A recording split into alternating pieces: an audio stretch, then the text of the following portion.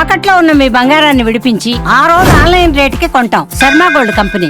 Welcome to Suman TV. నేను మీ Suman TV Nag. Mahashivratri రోజు కనుక మనం చూసుకుంటే ఏ ఏ రాశి వారికి ఎలాంటి దోషాలు ఉంటాయి అండ్ వాటికి పరిహారాలు ఏంటి అనేది ఈరోజు మనతో పాటు ఉమా గారు ఉన్నారు. అది వారి మాటలోనే తెలుసుకుందాం. నమస్కారం ఉమా గారు. నమస్తే నాగరాజు గారు. మహాశివరాత్రి రానే వస్తుందండి. ఏ ఏ రాశి వారు ఎలాంటి జాగ్రత్తలు పాటించాలి? ఇక్కడ నాగరాజు గారు, మహాశివరాత్రి ఈ సంవత్సరము ఫిబ్రవరి 26వ తారీఖు అంటే మాఘ బహుళ చతుర్దశి నాడు వస్తుంది. జన్మకో శివరాత్రి అంటారు నాగరాజు గారు. ఇది చాలా శక్తివంతమైంది. ఎందుకనంటే ప్రతి మాసంలోనూ మనకు ఒక మాస శివరాత్రి ఉంటుంది. మాస శివరాత్రికి మహాశివరాత్రికి చాలా డిఫరెన్స్ ఉంటుంది. ప్రతి మాసంలో వచ్చేటువంటి దాన్ని మాస శివరాత్రి అంటారు. ఈ 12 మాసాల్లో ప్రధానమైనటువంటి దాన్ని మహాశివరాత్రి అంటారు. ఈ మాఘ బహుళ చతుర్దశి నాన్ని మహాశివరాత్రి అంటారు. అయితే ఆ రోజున ఎందుకు మనం అంతలా జరుపుకుంటామంటే స్వామి సాక్షాత్తుగా ఆవిర్భవించినటువంటి రోజు. ఆ రోజు అర్ధరాత్రి లింగోద్భవ కాలంలో 11 గంటల నుంచి 12 గంటల మధ్యలో స్వామి ఆవిర్భవించారు. కాలభైరవ స్వరూపంలో అద్భుతమైన మిరుమిట్లు కలిపేటువంటి తేజస్సుతో స్వామి యొక్క ఆవిర్భావన జరిగింది. ఆ రోజున ప్రత్యేకంగా ఎవరైతే వారి యొక్క కష్టాలు తీరడం కోసము, ఈవెన్ కష్టాలు తీరడం కోసం మాత్రమే నాగరాజు గారు కాదు, ఇహపర సాధన రెండింటికీ కూడా పనిచేస్తుంది. ఇహపరము అని అంటే మన భూమి మీద ఉన్నంత వరకు కూడా మనకి కష్టాలు రాకుండా మనం ధర్మ మార్గంలో ధార్మికంగా నడిచేటువంటి శక్తి సామర్థ్యాలు, ఆ యొక్క దృష్టి వీక్షణలు మనకు వచ్చేటట్టుగా, ఆ మనఃక్లేశములు అంటారంటే మానసిక చింతన ఏమైనా ఉంటే అవన్నీ పోయేటట్టుగా, అదేవిధంగా పరసాధన స్వామి యొక్క అనుగ్రహం కలగాలి. ఇక్కడ మహా అయితే మనం ఒక 50 సంవత్సరాలు ఉంటాం, ఇంకో 40 సంవత్సరాలు ఉంటామండి. దీని తర్వాత వచ్చేటువంటి జీవితాన్ని స్వామి వద్ద గడపాలి. ఈ ఆత్మ ఈ శరీరం తర్వాత ఒక బల్లి శరీరం ఎత్తచ్చు, కుక్క శరీరం ఎత్తచ్చు, ఏ శరీరం ఎత్తచ్చు, మనకు చేసుకున్న కర్మ బట్టి. ఈ ఆటలోంచి తప్పించుకుని స్వామి వద్ద పరిపూర్ణమైన కైలాస ప్రాప్తి కలగాలంటే ఇలాంటి మహాశివరాత్రి లాంటి పర్వదినాన్ని సద్వినియోగం చేసుకోవాలి. అయితే ప్రతి ఒక్కరికి కూడా ముందు ఇహం గురించి మనం మాట్లాడుకుంటే జీవితంలో ప్రతి రాశి వారికి ఏదో ఒక సమస్య ఉంటూనే ఉంటుంది. జ్యోతిష్య శాస్త్రంలో అంటే యాస్ట్రాలజీ పరంగా ఒక్కొక్క రాశి వారికి ఒక్కొక్క నిర్దిష్టమైన పరిహారాలు చెప్పబడ్డాయి. అవి కనుక వాళ్ళు ఆచరిస్తే ఆ రకమైనటువంటి దోషం నుంచి శీఘ్రంగా అంటే ఆ చేసిన తక్షణమే తప్పించుకోవచ్చు. కావాల్సిందల్లా భక్తి మాత్రమే. అయితే ముందుగా మేషరాశి వాళ్ళకి నాగరాజు గారు, ఏదైతే మేషరాశి వాళ్ళకు ఉన్నటువంటి మ్యారీడ్ లైఫ్లో ఇబ్బందులైనా, సంభోగ దృష్టి అనేటువంటి నరదృష్టి విషయంలో అయినా, లేకపోతే ఆ సంచిత కర్మ వల్ల వచ్చేటువంటి ప్రాబ్లమ్స్ అయినా, లేకపోతే వాళ్ళకి జనరల్గానే ఈ యొక్క న్యూరో ప్రాబ్లమ్స్ అనేటువంటి ఎఫెక్ట్ అవుతుంటాయి అవైనా, లేదు వాళ్ళు ఏ రకమైన సమస్యతో నేను బాధపడుతున్నానండి, నా ఇంటర్నల్ జాతకంలో పలానా రాహు అంతర్దశ నడుస్తోంది, పలానా కేతు యొక్క అంతర్దశ నడుస్తోంది, నాకు కుజదోషం ఉంది, నాకు వివాహం కావడం లేదు, నేను దేవుణ్ణి నమ్మడం మానేశాను, ఇలాంటివి ఎన్నో ఉంటాయి. ఇలాంటి ప్రత్యేకమైన ఇంటికి ఒక రామాయణం ఉంటుంది ఖచ్చితంగా. అలాంటి బాధలు వాళ్ళు పడుతూ ఉంటారు. అలాంటి ప్రతి ఒక్కరూ కూడా ఫిబ్రవరి 26వ తారీఖు సాయంత్రం వేళ నుంచి స్వామివారి కోసం జాగారం చేయండి. ఆ రోజున ఉపవాసం ఉండండి. బిల్వపత్రాలతో ఆవు పాలు, నీళ్లు, ముఖ్యంగా నీళ్లు ఉదకము, స్వామివారికి కేవలం ఒక చెంబుడు నీళ్లు పోస్తే సంతోషపడతారు.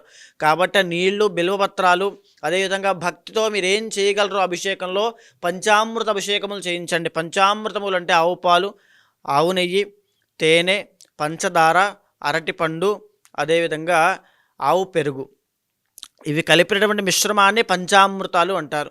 వీటిని కలిపి స్వామివారికి అభిషేకం చేసినట్లయితే ఎలాంటి దుర్గుణములైనా మీలో ఉన్నవి, మనఃక్లేశములైనా మీతో ఉన్నవి ప్రతిదీ కూడా నశించిపోతాయి.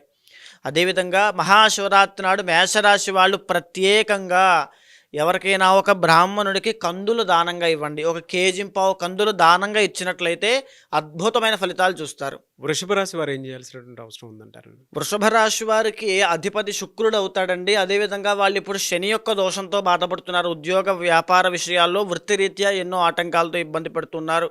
మహాశివరాత్రి పర్వదినాన్ని శని దోషం పోయేటట్టుగా మీరు సద్వినియోగం చేసుకోండి. ఆ శని దోషం పోయినట్లయితే చేసే ప్రతి ప్రయత్నంలో ఈవెన్ మీరు సాఫ్ట్వేర్ జాబ్ చేస్తున్నా, చిన్న కిరాణా కొట్టు పెట్టుకున్నా, ఇండిపెండెంట్గా ఇప్పుడిప్పుడే ఎదగాలి అనుకుంటున్నా, బికాజ్ వృషభ రాశి వాళ్ళు మీకు క్రియేటివ్ ఫీల్డ్లో ఉంటారు, సినీ ఫీల్డ్లో, కళారంగంలో చాలా అద్భుతంగా ఉంటారు. వాళ్ళైనా ఈ మహాశివరాత్రి రోజున బొబ్బర్లు 1 కేజీ పావు తీసుకుని దానంగా ఇవ్వండి. అదేవిధంగా వృషభ రాశి వాళ్ళకు అద్భుతమైన పరిహారం ఏమిటంటే బూడిద గుమ్మడికాయ తీసుకుని, బూడిద గుమ్మడికాయను సగం వరకు నరికి ఆ మిగిలిన పాటలో తోక మిరియాలు కొద్దిగా ఆవు నెయ్యి వేసి పెద్ద ఒత్తి వేసి దీపం పెట్టండి కాలభైరవుడి దగ్గర. అద్భుతమైనటువంటి యోగం పడుతుంది. 2025లో అద్భుతమైన రాజయోగం చూసేది వృషభ రాశి వాళ్ళు. ఈ పని చేస్తే వాళ్ళ దరిద్ర నాశనం అయిపోతుంది. మిథున రాశి వారికి ఎలాంటి దోషాలు ఉంటాయి, ఎలాంటి పరిహారం చేయాలంటారు? ఈ మిథున రాశి వాళ్ళకి ప్రజెంట్ ఏ రకమైనటువంటి గ్రహాలు మనం తీసుకున్నా గోచార పరంగా అన్నీ కూడా సామాన్యంగానే ఉన్నాయండి. అంటే మార్చి 30వ తారీఖు తర్వాత కంటక శని వృషభ రాశి వాళ్ళని వదిలేసి ఈ మిథున రాశి వాళ్ళకి పట్టబోతోంది. ఈ మిథున రాశి వాళ్ళకి ఎప్పుడైతే కంటక శని స్టార్ట్ అవుతుందో, ఇప్పుడు ఏదైతే నేను వృషభ రాశి వాళ్ళకి చెప్పానో కష్టాలన్నీ కూడా ప్రయత్న లోపం జరుగుతుంది. ప్రయత్నం చేసినా ఆ ఫలిత లోపం అనేటువంటిది కనబడుతూ ఉంటుంది. అవన్నీ కూడా పోవాలి అంటే శని దోషం తీవ్రంగా ఉంది, బుద్ధి లోపం అనేటువంటిది కనబడుతుంది. అంటే మీ యొక్క ఎనర్జీ అనేటువంటి డైల్యూట్ అయిపోవడం, మీరు పెట్టాల్సిన తెలివితేటలు చేయాల్సిన ఫోకస్ అంతా కూడా మిస్ అవ్వడము, అంతా కూడా మిస్ఫైర్ అవుతూ ఉంటుంది. ఇంత ముందులా మీ తెలివితేటలని ఇప్పుడు పనిచేయవు, బికాజ్ శని యొక్క దృష్టి మీ మీద పడుతోంది. కాబట్టి ఈ మహాశివరాత్రి పర్వదినాన్ని ఉపయోగించుకోండి. బుద్ధికారకుడైనటువంటి బుధుడికి ఒక పెసలు, కేజింపావు పెసలు ఆ రోజున ఎవరికైనా సరే విష్ణాలయంలో కానీ శివాలయంలో కానీ దానంగా ఇవ్వండి. అదేవిధంగా శివకేశవుల యొక్క దర్శనము చేసుకోవాలి. మహాశివరాత్రి నాడు శివుడితో పాటు విష్ణాలయానికి కూడా వెళ్ళి మిథున రాశి వాడు దర్శనం చేసుకుంటే అద్భుతమైన ఫలితాలు ఉంటాయి. శని దోషం నుంచి తప్పించుకుంటారు. కర్కాటక రాశి వారికి ఏ విధంగా ఉంటుందని, అంటే ఎలాంటి దోషాలు ఉంటాయి, ఎలాంటి పరిహారాలు చేసుకోవాలంటారు? కర్కాటక రాశి వారు జరిగినటువంటి 2 సంవత్సరాలుగా అష్టమ శని అనేటువంటి దోషంతో బాధపడుతున్నారండి. అండ్ బికాజ్ ఈ యొక్క రాశి నుంచి శని అష్టమ స్థానంలో ఉంటాడు కాబట్టి దీనివల్ల వాహన ప్రమాదాలు, ఆరోగ్య సమస్యలు, రుణ బాధలు, అంటే వీళ్ళకి ప్రమేయం లేనటువంటి గొడవల్లో ఇరుక్కోవడము, ప్రమేయం లేనటువంటి సమస్యల్లో వీళ్ళు నేనున్నాను అని చెప్పి ముందుకు వెళ్ళి అక్కడ రుణ బాధలు, అప్పుల పాలైపోవడం లాంటివి ఎన్నో సంఘటనలు జరుగుతున్నాయి, జరగబోతున్నాయి అష్టమ శని వల్ల. ఇది మార్చి 30 వరకు వీళ్ళకి ఉంది. కాబట్టి ఈ మహాశివరాత్రి పర్వదినం రోజున ఏదైతే మీరు వీలైతే పెట్టుకోగలిగితే స్వామివారికి ఏకాదశి రుద్రాభిషేకం చేయించండి, లేదా లక్షపత్రి పూజ చేయించండి, లేదా గురుగ్రహానికి సంబంధించి శనగలు తీసుకోండి. 1 కేజింపావు శనగలు తీసుకుని కేజింపావు శనగలు బ్రాహ్మణుడికి దానంగా ఇవ్వండి.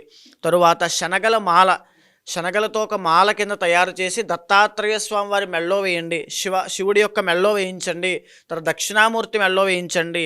ఆ రోజున మహాశివరాత్రి పర్వదినం రోజున కర్కాటక రాశి వాళ్ళు ప్రతి ఒక్కరూ కూడా కుక్కలకి ఏదైనా ఆహారం పెట్టినట్లయితే ఖచ్చితంగా మీకు గురుబలం పెరగడం వల్ల ఆర్థిక సమస్యల నుంచి, ఈ గాయాలు పాలయ్యేటువంటి అవకాశం, దీని సూచన నుంచి, ఆరోగ్య సమస్యల నుంచి తప్పకుండా బయటపడతారు. సింహరాశి వారికి ఎలాంటి దోషాలు ఉంటాయి, ఎలాంటి పరిహారాలు ఉంటాయండి? సింహరాశి వారికి ఇప్పుడు ప్రజెంట్ నడిచేటువంటి దశ అంతా కూడా సామాన్యంగా ఉన్నప్పటికీ కూడా మార్చి 30 తర్వాత కర్కాటక రాశి వాళ్ళకి ఇప్పుడు బాధ పెడుతున్నటువంటి అష్టమ శని వాళ్ళని వదిలేసి ఆ శని భగవానుడు సింహంలోకి, అంటే ఈ సింహానికి అష్టమ శని రాబోతోంది. అంటే మేనంలోకి వచ్చినప్పుడు అష్టమం అవుతుంది. కాబట్టి ఈ అష్టమ శని ప్రభావం వల్ల ప్రతి సమస్య కూడా ఒక్కసారిగా పీకల్లాగా వచ్చేయటము, అంటే ఈవెన్ ఆరోగ్య సమస్యలు ఇప్పటిదాకా నేను చెప్పినవి, గాయాలు పాలయ్యేటువంటివి, తరువాత ఆర్థిక పరంగా ఒక్కసారిగా మునిగిపోవడము, అంటే సడన్గా అన్నీ కూడా క్రిటికల్ సిచ్యువేషన్లోకి వెళ్ళిపోవడము ఈ అష్టమ శని ప్రభావం వల్ల. అదేవిధంగా సింహరాశి వాళ్ళకి గురుబలం బాగుండడం వల్ల కొంతవరకు మళ్ళీ ఉపశమనం కలిగే అవకాశం ఉంది. కానీ ఈవెందో ఖచ్చితంగా జాగ్రత్తగా ఉండాల్సిన అంశము ప్రయాణాల విషయంలో చాలా జాగ్రత్తగా ఉండాలి. వాళ్ళ స్థాయి అనేటువంటి తగ్గే అవకాశం ఉంటుంది. ఎందుకంటే బికాజ్ సింహరాశి వాళ్ళు అని అంటేనే వాళ్ళు ఒక గ్రాండ్, ఒక రాయల్ అండి, అంటే ఒక స్థానంలో ఉంటారు. వాళ్ళ యొక్క పరపతి పదవి అనేటువంటి తగ్గే అవకాశాలు ఉంటాయి సింహరాశి వాళ్ళకి అష్టమ శని స్టార్ట్ అయిన తర్వాత. కాబట్టి సింహరాశి వాళ్ళు గోధుమలు, 1 కేజింపావు గోధుమలు తీసుకుని స్వామివారికి శివాలయంలో వెళ్ళి ఏమైనా బ్రాహ్మణుడికి దానంగా ఇవ్వండి. అదే కాకుండా ఆదిత్య హృదయము పారాయణ చేయండి. శనిదోషం పోవడానికి ప్రతి శనివారము, ఈ మహాశివరాత్రి తరువాత కూడా ప్రతి శనివారము శని భగవానుడికి నమస్కారం చేసుకోండి. ఖచ్చితంగా శనిదోషం పోవడం వల్ల ఉపశమనం కలుగుతుంది. కన్యా రాశి వారికి ఏ విధంగా ఉండే అవకాశం ఉంటుంది, ఎలాంటి దోషాలు ఉంటాయని? కన్యా రాశి వారికి జరిగినటువంటి ఒక 2 మాసాలు కావచ్చు, 3 నెలలు కావచ్చు, ఆరోగ్యపరమైనటువంటి ఇబ్బందులు, ఎస్పెషల్లీ ఉమెన్కి ఎన్నో రకాల జ్వరాలు అవ్వచ్చు, లేకపోతే ఈ యొక్క గాల్ బ్లాడర్ స్టోన్స్ అవ్వచ్చు, హెల్త్ ఇష్యూస్ పరంగా ఎన్నో రకాల సమస్యలతో కన్యారాశి స్త్రీలు చాలా ఇబ్బంది పడుతూ ఉన్నారు. బికాజ్ వాళ్ళ యొక్క గ్రహ సంచారం ఆ విధంగా ఉంది కాబట్టి. అయితే ఈ మహాశివరాత్రి పర్వదినాన్ని కన్యా రాశి వాళ్ళకి రాబోయేటువంటి రోజుల్లో గొప్ప అవకాశాలన్నీ కూడా వచ్చే అవకాశం ఉందండి. దీన్ని ఇంకా సద్వినియోగం చేసుకుని దాన్ని రాజయోగంగా మార్చుకోవాలి అనుకుంటే ఆ బుధుడు యొక్క అనుగ్రహం కావాలి. Because the original 6th house కాబట్టి కన్యా రాశి వాళ్ళకి జనరల్గానే శత్రువులు ఎక్కువ, నరదృష్టి ఎక్కువ, ఏడ్చే వాళ్ళు, తర్వాత పోరాటం చేయాలి ప్రతి విషయంలోనూ, ప్రతి నిత్యము ప్రతిరోజు రెక్కాడితే కానీ డొక్కాడని పరిస్థితి అంటాను చూసారా, ఆ రకమైనటువంటి పరిస్థితి కన్యా రాశి వాళ్ళకి వచ్చే అవకాశాలు ఉంటాయి. వాళ్ళ స్వభావం ఎంత హార్డ్ వర్కింగ్ అండి. అయితే ఈ యొక్క కన్యా రాశి వాళ్ళు మహాశివరాత్రి పర్వదినం రోజున ఆవు పెరుగుతో స్వామివారికి అభిషేకం చేయించండి. ఆవు పెరుగు తీసుకోండి, స్వామివారికి నమ్మక చమకపూర్వకంగా మహన్యాసపూర్వక రుద్రాభిషేకం చేయించండి. తర్వాత సాయంత్రం వేళ మహాశివరాత్రి రోజున లింగాష్టకము, బిల్వాష్టకము పారాయణ చేయండి. ఎందుకంటే వాళ్ళ యొక్క బుద్ధి ప్రచోదనం అవుతుంది. కన్యారాశి వాళ్ళకి బుధుడు అధిపతి. ఆ బుద్ధి ప్రచోదనం అవ్వాలి, జ్ఞాన చైతన్యం కలగాలంటే స్వామివారి యొక్క ఆరాధన, శివతాండవ స్తోత్రం కానీ చదివితే మహదైశ్వర్యం సిద్ధిస్తుంది. తులారాశి వారికి ఏ విధంగా ఉండే అవకాశం ఉంటుందండి? వారికి ఎలాంటి దోషాలు ఉంటాయి, ఎలాంటి పరిహారాలు పాటించాలి? తులారాశి వాళ్ళకి ఈ మహాశివరాత్రి పర్వదినం అనేటువంటిది ఒక గోల్డెన్ ఛాన్స్ అండి. ఇది కనుక వీళ్ళు మిస్ అయ్యారంటే చాలా బాధపడతారు. బికాజ్ వీళ్ళు చేసేటువంటి ప్రతి పనిలో ఇప్పుడు ఆటంకాలు వస్తున్నాయి. కావాలంటే వాళ్ళని అడగండి, తులారాశి వాళ్ళు చెప్తారు. ఎన్ని ఇబ్బందులు పడుతున్నారో, వాళ్ళు ఎంత శ్రమ పడుతున్నారో, ఎంత కష్టపడుతున్నారో వాళ్ళకి తెలుసు. వాళ్ళకి తగినటువంటి ప్రతిఫలం రాక ఎప్పుడూ చేయనటువంటి పనులు కూడా, అంటే వాళ్ళ స్థాయి దిగి కూడా చేయి చాచాల్సిన పరిస్థితికి వచ్చారు వాళ్ళు. బికాజ్ వాళ్ళ యొక్క ఈ వార ఫలితం అవ్వచ్చు, మాస ఫలితం అవ్వచ్చు, అన్నీ కూడా గ్రహాలు ఏవి కూడా అనుకూలించట్లేదు. కాబట్టి రాబోయేటువంటి మహాశివరాత్రి మీకు ఒక సువర్ణ అవకాశము. ఆ రోజున తప్పకుండా మీకు వీలైతే కనుక పార్థివలింగము అంటాము. అంటే పుట్ట మన్నుతో తయారు చేసినటువంటి శివలింగాన్ని తయారు చేసి మీ ఇంట్లోనే ఆ శివలింగానికి స్వామివారికి అభిషేకం చేయండి. లేదా స్ఫటికలింగము, లేదా సువర్ణలింగము, బంగారు లింగానికి మీ శక్తి ఉంటే కనుక, లేదా ఆలయానికి వెళ్ళండి. ఆలయంలో చేసినప్పటికీ కూడా మీ ఇంట్లో పార్థివలింగానికి ఆ రోజున బిల్వపత్రములతో అభిషేకము చేసి, ఏదైతే మీకు గురుబలం లేదో స్వామివారికి నానబెట్టిన శనగలతో అభిషేకం చేయండి.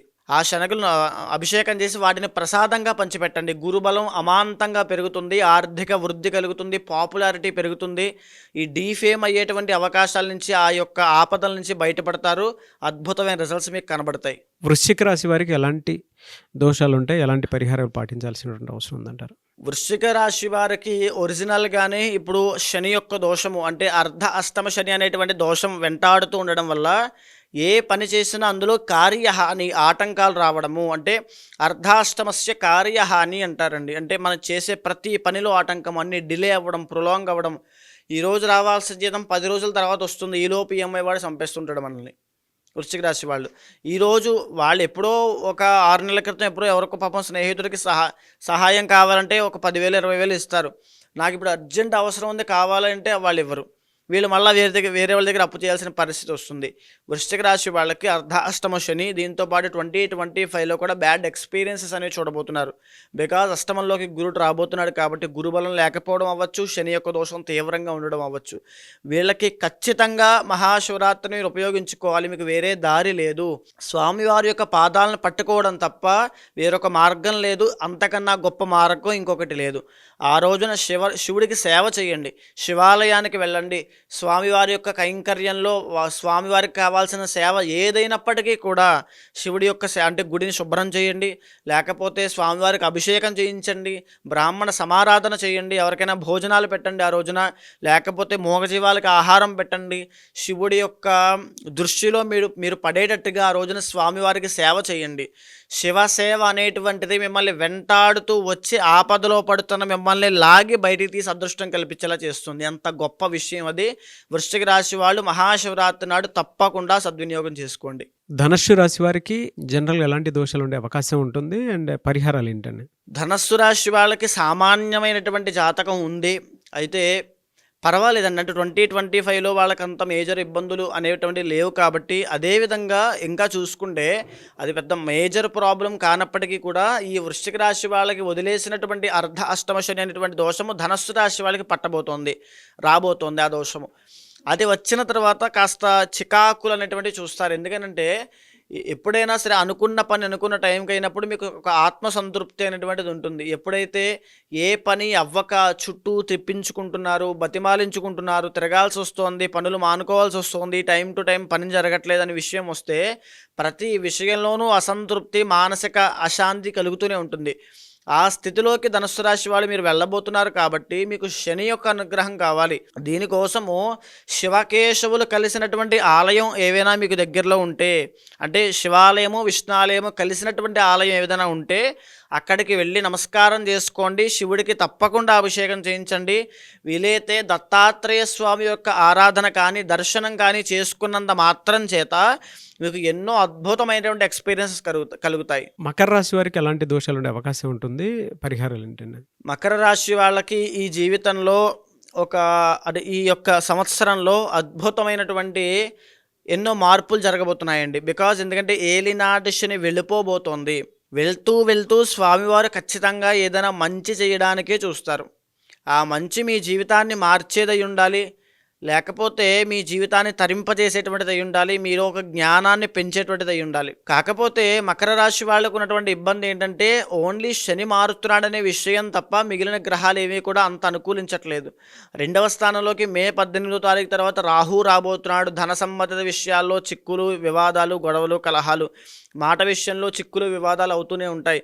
అంటే మకర రాశి వాళ్ళకి శని వెళ్తున్నాడు కాబట్టి అది మంచి చేస్తాడా చేయడా అనేటువంటిది మీ ఇంటర్నల్ జాతకం మీద కూడా ఆధారపడి ఉంటుంది.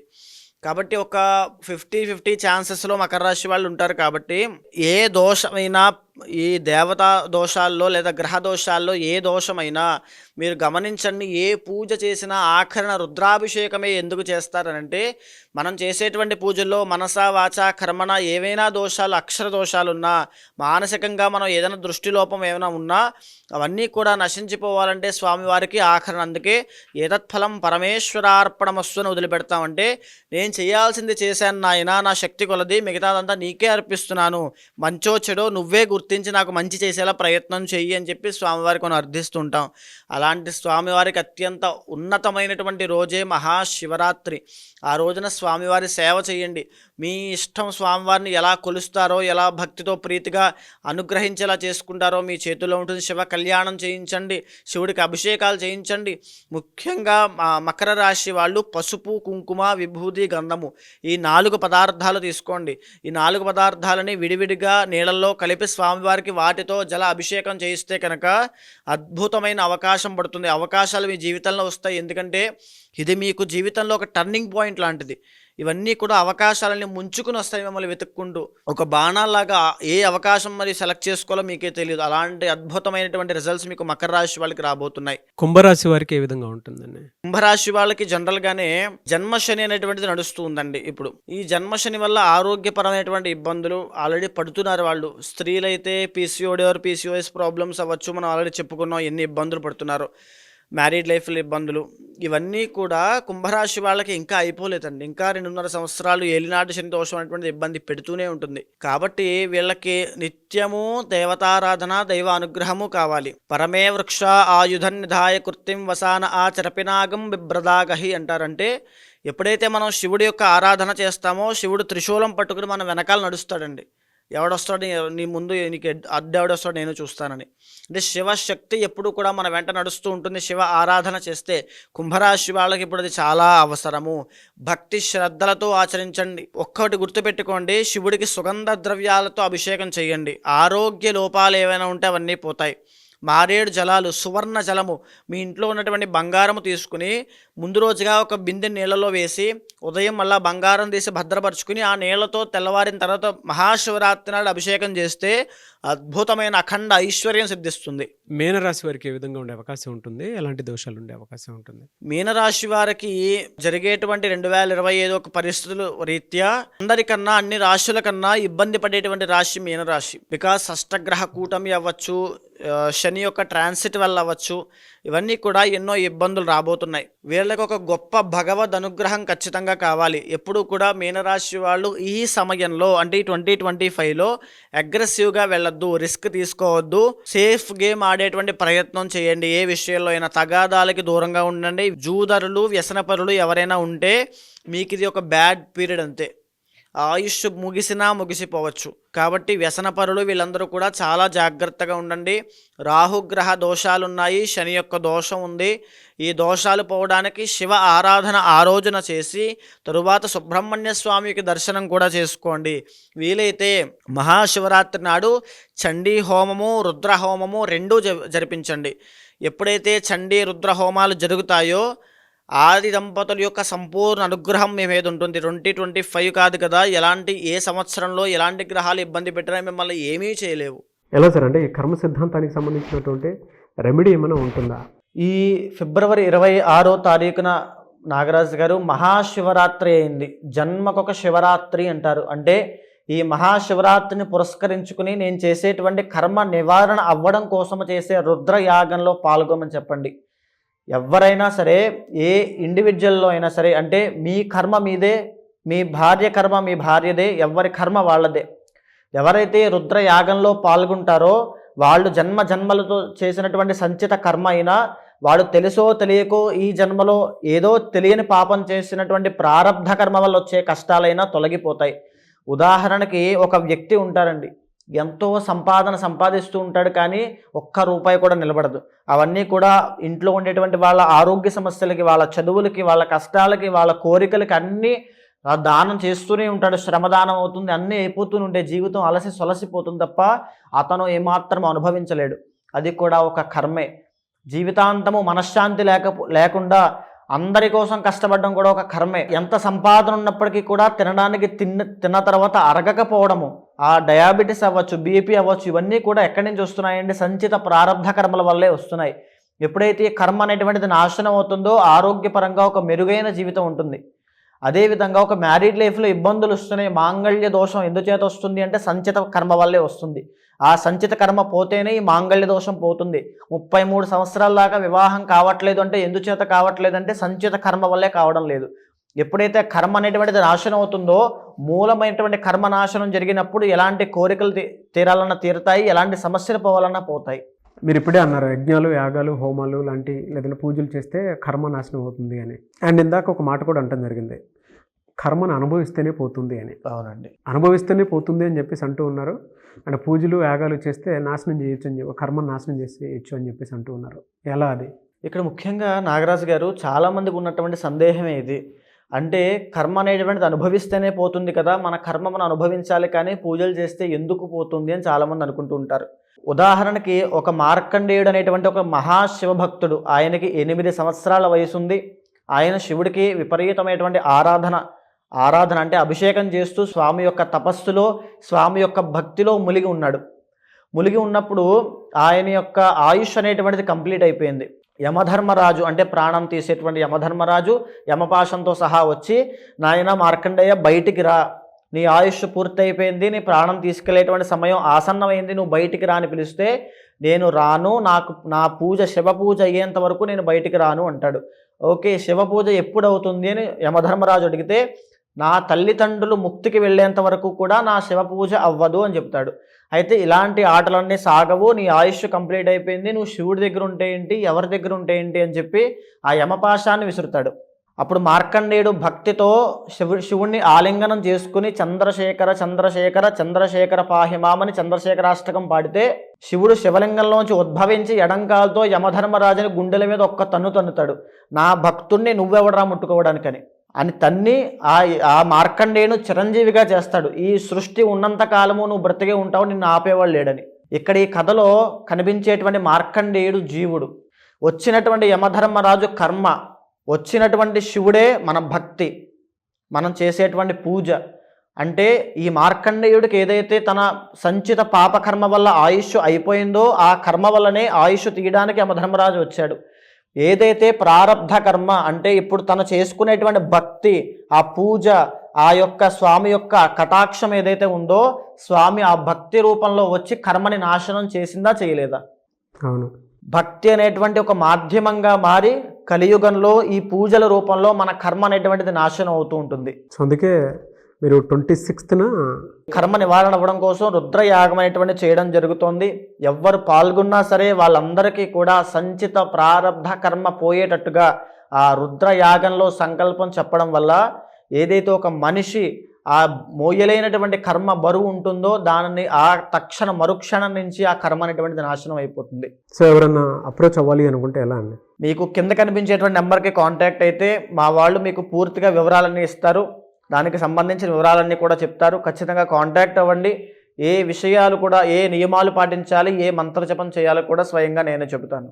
ఎనివే సార్, థ్యాంక్ యూ అండి. థ్యాంక్ యూ సో మచ్ ఉమాగారు. నమస్తే. చూసారు కదండి వీడియో. ఈ వీడియోపై మీ అభిప్రాయం కమెంట్ బాక్స్లో పోస్ట్ చేయండి. అండ్ ముఖ్యంగా మీరు కనుక 26న అది కూడా మహాశివరాత్రి రోజు జరిగేటువంటి రుద్రయాగంలో పాల్గొనాలి అనుకుంటే స్క్రీన్ మీద మీకు కాంటాక్ట్ నెంబర్ కనిపిస్తుంది ఉమాగారిది. దానికి మీరు కాల్ ఆర్ మెసేజ్ వాట్సాప్ చేసి ఆ ప్రాసెస్ ఏంటో తెలుసుకోవాలి అనుకుంటే కూడా తెలుసుకోవచ్చు.